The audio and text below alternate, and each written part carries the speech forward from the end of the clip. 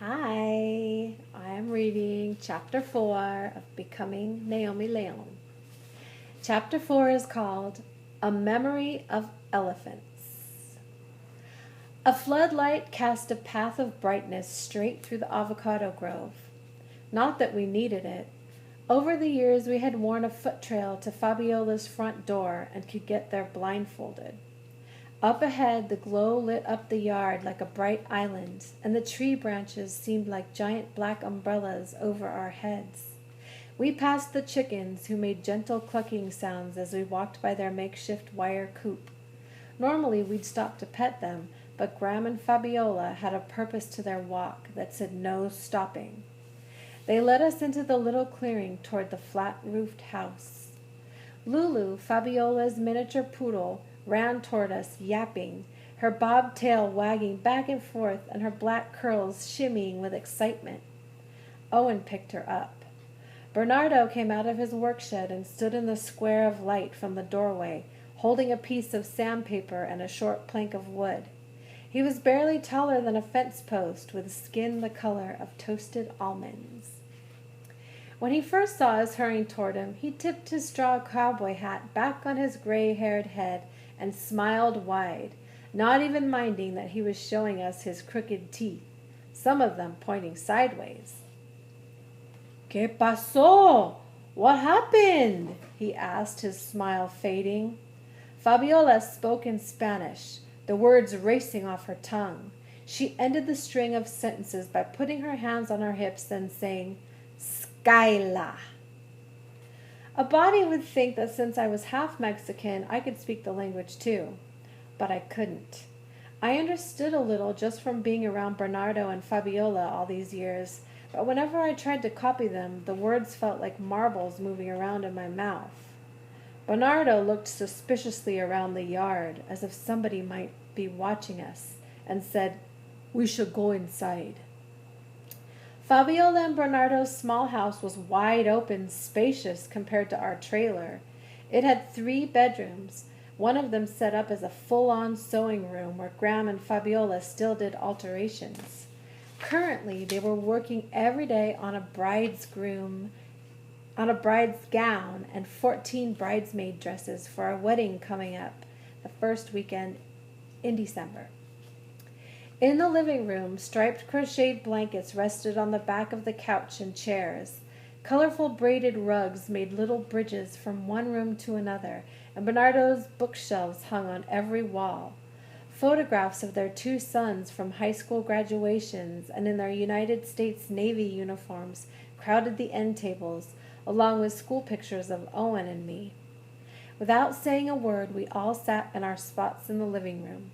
Bernardo in the recliner with Owen on his knee, Fabiola on one end of the couch and me on the other with Lulu wriggling between us, and Graham in the straight back rocker. I opened my notebook and waited. Graham said, "Naomi, I'm not sure taking notes is in order." "Just in case," I whispered. I didn't want to forget anything important that might be said. Graham took a deep breath. I always worried this day might come. "What's going to happen?" I asked, my voice barely a breath. "I'm not sure," said Graham. "I suppose she has a right to visit you, and you have a right to get to know her. More than that, I want her to see that you kids are healthy and happy and dug in deep here with me. I hope I can remember to call her Skyla. I just don't want to get her riled." That means mad. "The children, she could take them?" asked Fabiola. "When she showed up on my doorstep 7 years ago," said Graham, "I didn't know if they'd be with me for a few weeks or for a few months. I knew enough to have Skyla write out a letter giving me permission to get them doctors and medicine if they needed and to enroll them in school and such. But other than that, I don't have claim to them, except that I raised them. After so many years of her being absent, I added my last name to Owen's and Naomi's on all their records and papers so we'd have a frame for a family. That was just my fancy and not legal-like. Before that, our names had been Owen Soledad León and Naomi Soledad, León. When Grandma tagged on her last name, Outlaw, I took it in stride, until this year, since it made her so happy. She has had a very difficult life, said Fabiola. Maybe she is growing up now and wants to present herself to Naomi and Owen, and that is why she is here. I thought Fabiola leaned towards Owen's disposition when it came to looking on the bright side of everything. I would sorely like to believe she's changed, said Graham. Changed? I said. Naomi, she was always as temperamental as a bead of water on a hot skillet. I am hoping she has settled some. You want the children to stay here with us? Asked Bernardo. Grandma didn't answer right away. No, better we're together. She took a deep breath and stood up. I should get them to bed and make up the fold-out. Fabiola stood up and gave Graham a big hug. Graham's eyes watered up. Fabiola hugged me and Owen too. Then Bernardo walked us all the way to the edge of the grove. Graham swiped at her eyes in the dark of the trees. I had never once seen Graham cry from sadness and was not accustomed to seeing her unsettled by her emotions. My insides wobbled as if I was standing on a 3-story roof looking down. After I was in bed, I closed my eyes but couldn't sleep. I tried as hard as I could to remember something about my mother. Memories from a place far away in my mind struggled to get to the front of my brain, but they swam in slow motion, stroking through thick syrup toward my clear thinking spot. All that surfaced was my past imaginings of what she might be like. Over the years, the top 3 of my preferred list of possible moms were 1. Volunteer, 2. Business, and 3. Nursery. I had pretended she was one of those smiling moms who came to school twice a week, volunteered in class, and helped out with yard duty. She invited my friends over after school and was president of the parent-teacher group, and all the teachers fought over me every year because they knew if they got me in their class, they would get my wonderful mom too. Sometimes I imagined a business mom who wore suits, fancy scarves, diamond earrings, and high heels that clickety-clicked down the halls. She would visit my class on career day and talk about her important job in a big office in San Diego. I even thought she might be like some of the moms who worked in the plant nursery nearby. She'd wait on the corner to walk Owen and me home from school every afternoon, wearing a green-stained apron and holding a bouquet of flowers.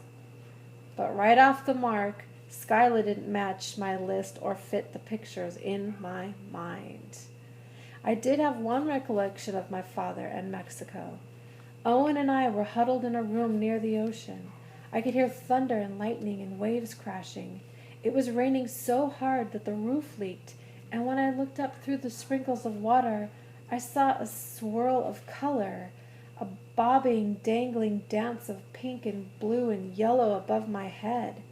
What could that have been? A dream?